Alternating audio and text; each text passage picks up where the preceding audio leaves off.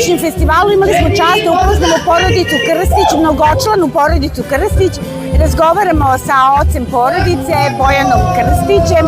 Pa nam prvo recite koliko često dolazite u Soko Banju?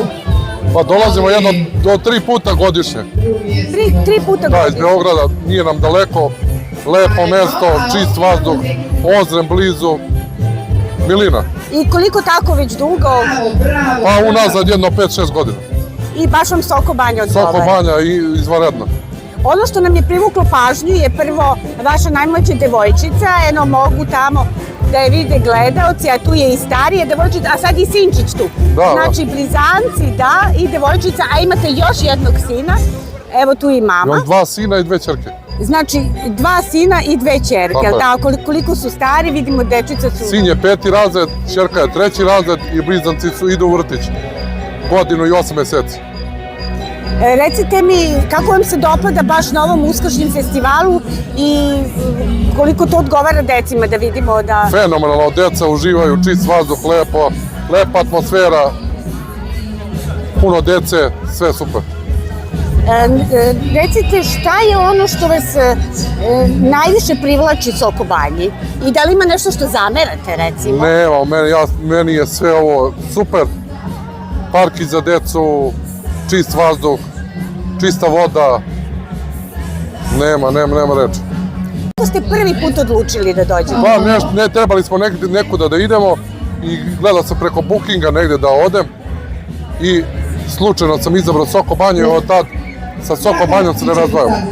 Šta biste poručili mladim bračnim parovima?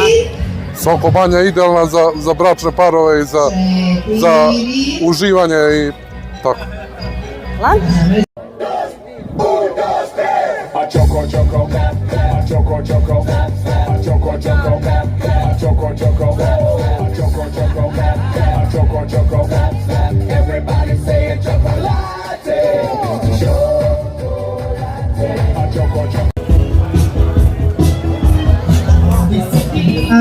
Io, ciao!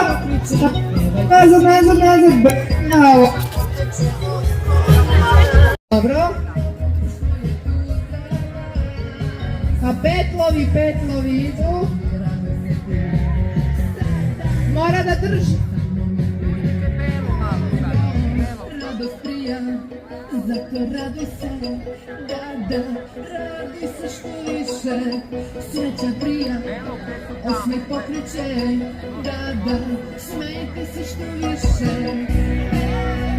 Bravo! Gluposti sitne stvari, da, radi sve što tebi prija, radost prija, zato raduj se, da.